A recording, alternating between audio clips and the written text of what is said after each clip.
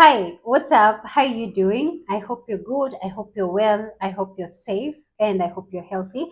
Welcome to my channel. My name is Miss Supplement. You can call me Rehab. And I know you have heard about inflammation, and probably you think inflammation is a disease. We are going to talk about inflammation today. So basically, inflammation is a body response. It's a biological body response, and it happens to help you heal and to feel okay. Now, it is a body response whenever you get invaders in your body, like bacteria, viruses, fungi, or you get injured. So what the body does is that it releases inflammatory markers to the site of infection to help contain that infection and to help healing if it's an injury and all that. So basically, as you can see, before I even go to the classes of inflammation, inflammation is meant to help you. It is meant to help you recover. It is meant to help you feel okay. It's a process that helps you to heal. But when it happens over a long period of time, that's where the problem comes in.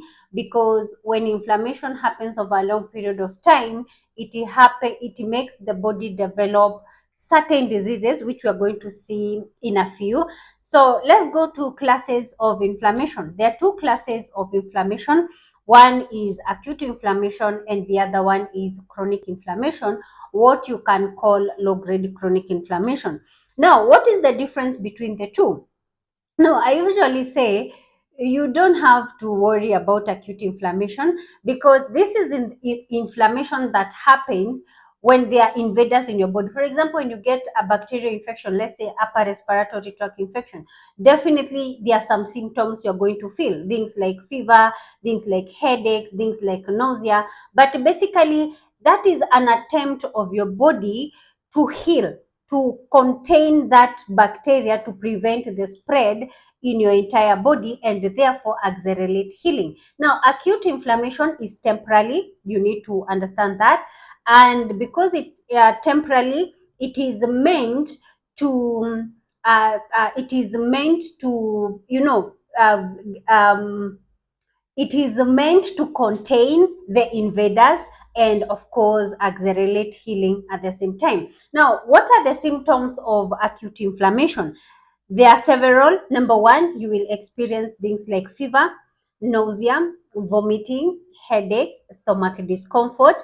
If it's an injury, you will notice that the site of injury is red, there is pain, there is swelling, and sometimes you can experience discoloration in the area of injury. So basically, those are some, not all, but a few symptoms of acute inflammation.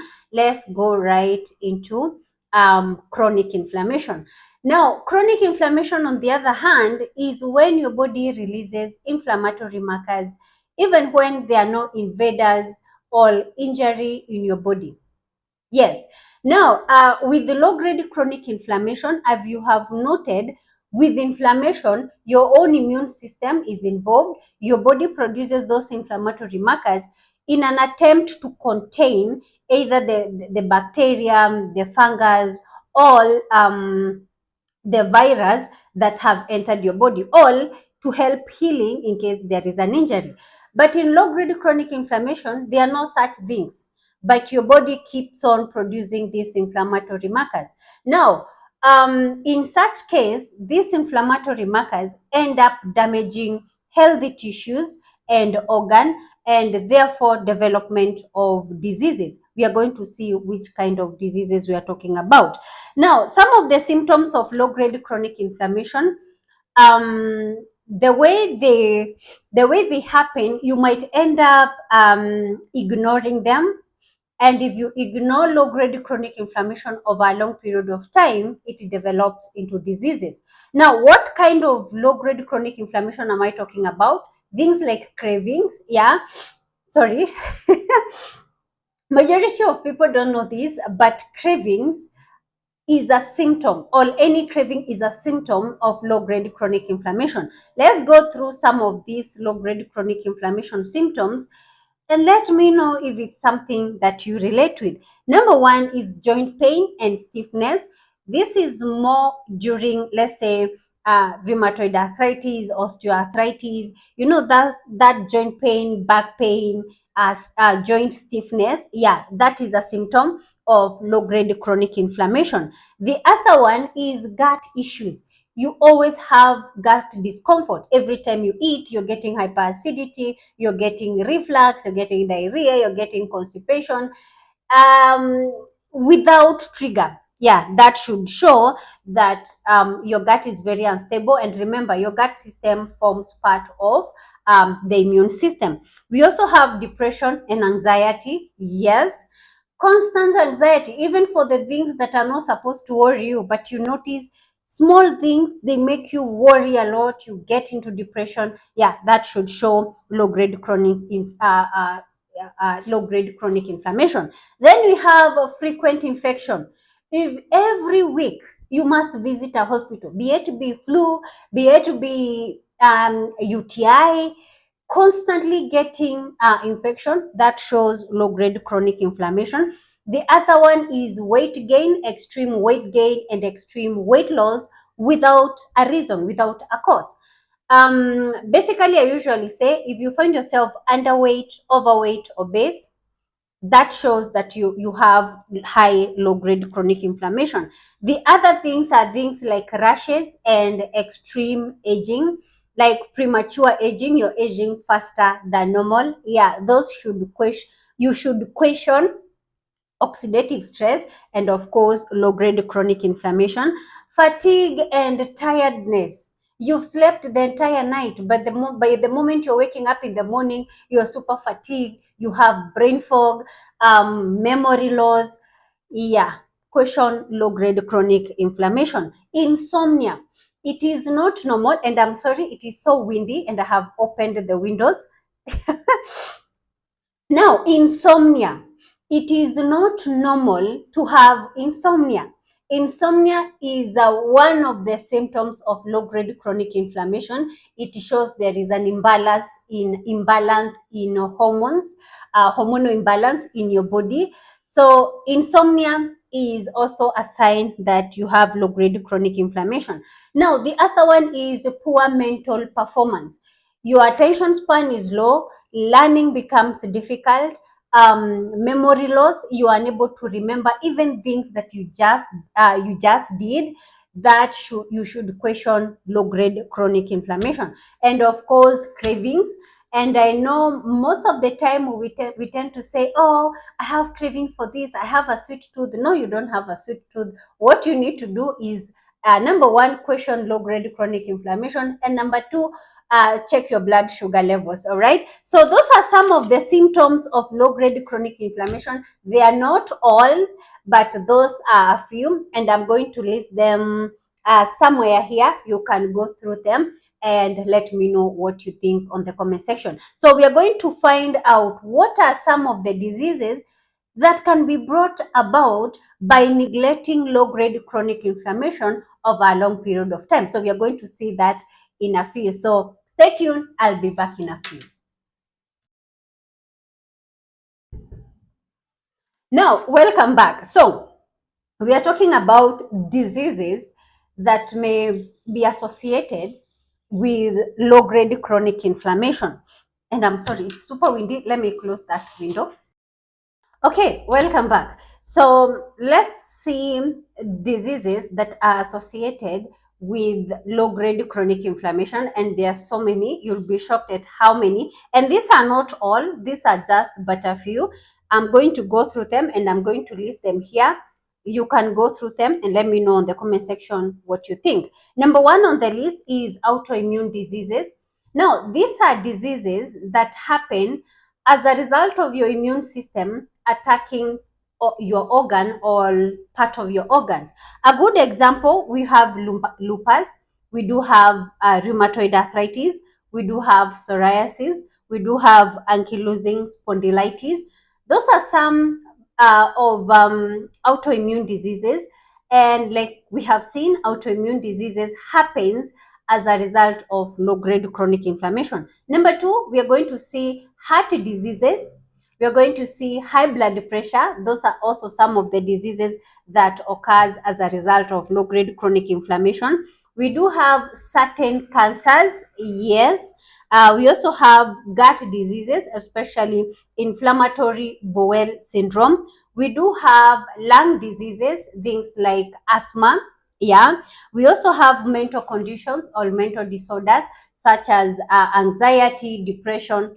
They can also happen as a result of low-grade chronic inflammation. We do have metabolic diseases. Yes, type 2 diabetes, hypertension, hormonal imbalance, PCOS, overweight, Cushing syndrome.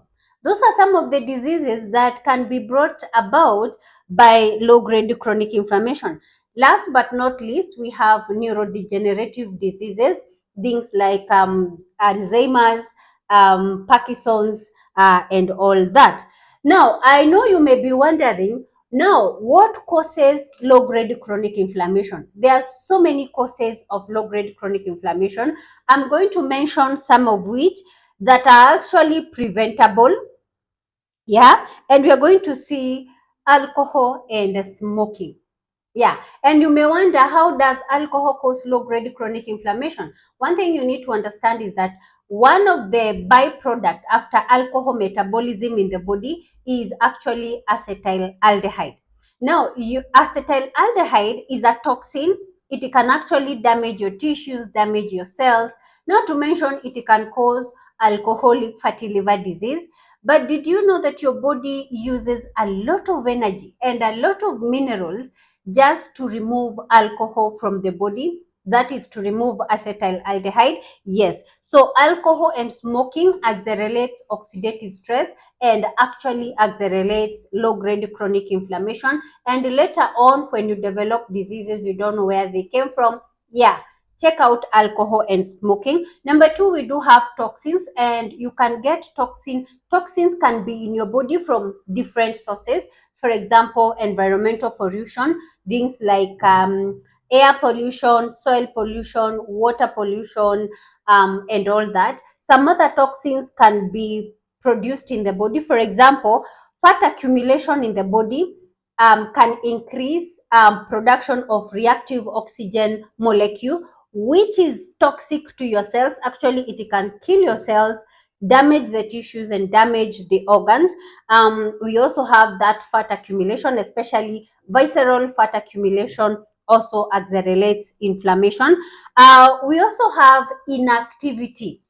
Yeah, you don't like exercise, you actually contribute to non-activity that can increase low-grade chronic inflammation. We also have chronic stress.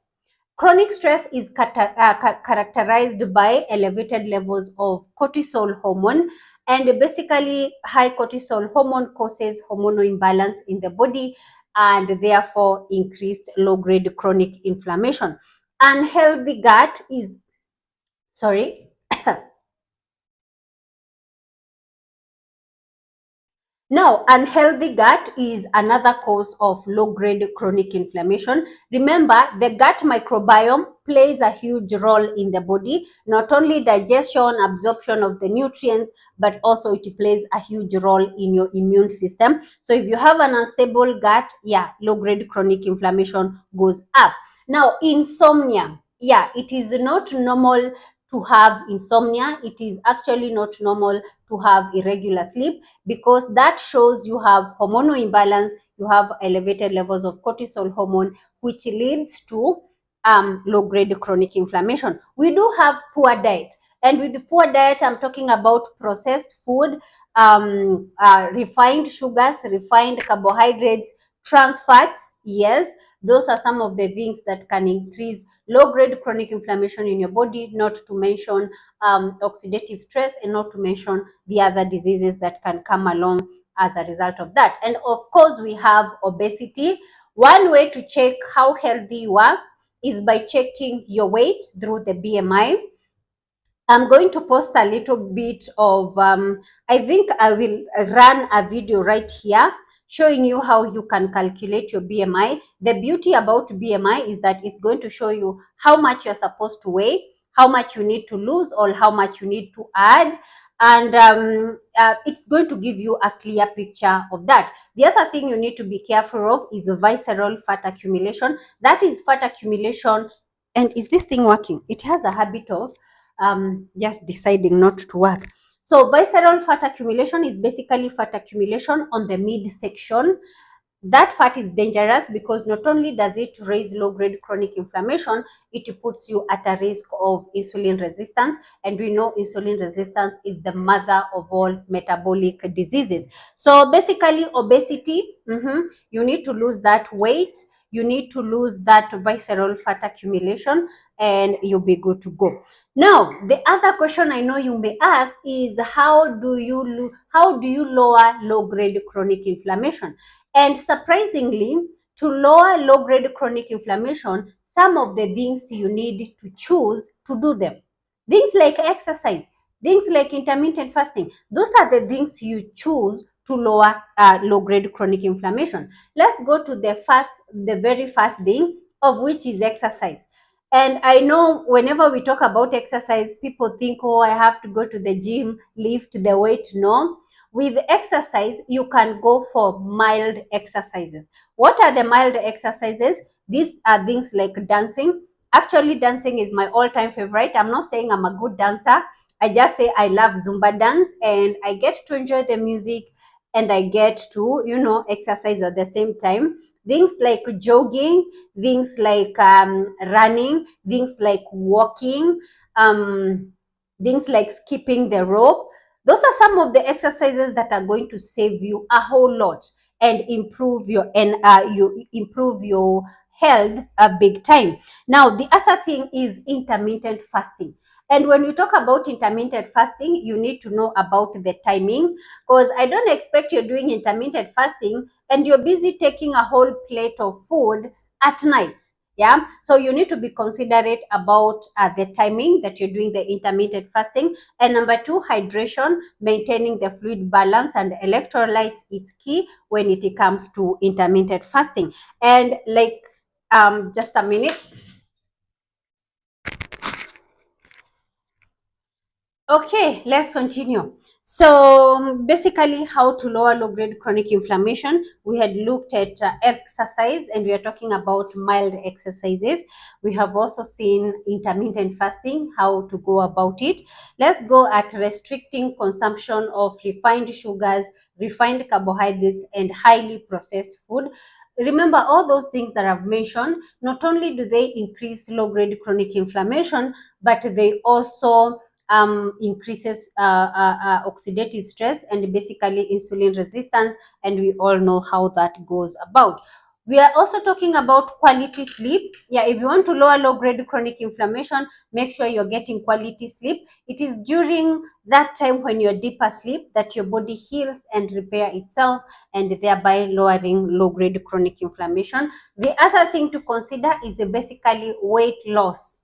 Yeah, you need to lose those extra weight, that extra kg that you have, you need to lower it. Remember, we have seen that obesity and too much fat accumulation on the midsection basically increases low-grade chronic inflammation, insulin resistance, and therefore increasing the chances of getting other diseases.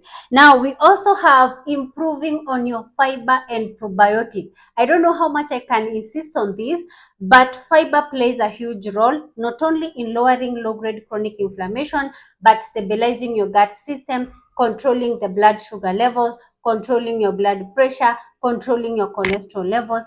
It has so many benefits, so consider on improving your fibers and improving your probiotic as well. Now, I think we have looked at ways you can actually lower low-grade chronic inflammation. We are not going to forget the supplement, and therefore, last but not least, let's look at supplements and the way they play a huge role in lowering low-grade chronic inflammation.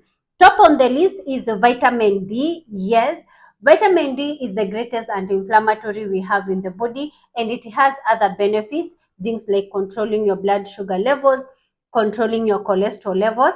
Just a minute. supporting your immune system, supporting your mental health, balancing your hormones. It has so many benefits. Other things to consider are antioxidants. Now, this one is obvious. Antioxidants, they lower oxidative stress. And by lowering oxidative stress, they lower low-grade chronic inflammation. Now, if you look at oxidative stress, it means damage to your cells, damage to your tissues, destabilizing all, interfering with the cell cycle. What antioxidants do, they actually protect the cells, yes, and therefore your cells are capable of functioning properly. Now, some antioxidants are so many. You can choose things like vitamin C, which is my all-time favorite, things like vitamin E, alpha lipoic acid, glutathione, glutathione, things like resveratrol, things like coenzyme Q10, things like milk thistle. There are so many antioxidants to choose from, so you can choose any. And like we have seen, they lower inflammation by lowering oxidative stress. The other things to consider are things like Boswellia serrata. Is this serrata, which is really good, and especially in the management of things like arthritis, it does come in handy. The other supplements you can consider, things like green tea, especially for those who are losing weight, green tea will come in handy. Not only is it good for weight management, but it is really good as an antioxidant as well. We also have magnesium, the jack of all trade. If you ask me, magnesium is the jack of all trade, combined with vitamin D. Magnesium is an anti-inflammatory, controls your blood sugar levels, regulates your blood pressure, balances your hormone, improve mental performance, boost energy production. It has so many benefits in the body. Now, the other supplements you can consider as anti-inflammatories, zinc also comes in handy, though I do not advise you take zinc over a long period of time. The reason being, zinc can can minimize the absorption of iron and therefore cause low HB in return. So if you're going to take zinc over a long period of time, at least have vitamin C and have iron with you. Now, the other supplements to look out for, something like omega-3. Now, this one doesn't even need introduction. It is self-explanatory. The other one is cat's claw. Yeah, and I usually pronounce it like that because it has a way of messing up with my tongue. Cat's claw, yeah, a really good anti-inflammatory. The other one is black seed oil, and black seed oil, especially for those who have type 2 diabetes, yeah, it comes in handy. And the other one is bromelain. Now, those are just but a few anti-inflammatory you can choose, but you have seen, apart from the supplements, the others you have to be willing to do. Like, for example, exercise, things like proper hydration, things like intermittent fasting. Those are some of the things you don't have to pay for, and you just choose to do them, and they improve your health. I think up to there now there are some lorries passing by and they're making really so much noise. So as I think up to there, now you understand what inflammation is. It is good because it protects your body, but when ignored over a long period of time, you might end up developing other diseases as a result. Now, having said that, we are going to see the next video, we will be talking about inflammation, diseases that comes about as a result of low-grade chronic inflammation. And we are going to start with arthritis. Yes, arthritis is, I can say, a favorite, as in it's one of those topics that I enjoy explaining. So yeah, make sure you follow up on the following videos, because we will be talking about arthritis and different types of arthritis. And as you can see, there are so many other diseases that comes as a result of low-grade chronic inflammation. I actually mentioned around 8, and there are many more than just 8. So let me know in the comment section what you think about inflammation. Have I left something out? Let me know in the comment section. So for now, God bless you so much. Stay safe, stay healthy. See you on the next video. Bye bye. See ya.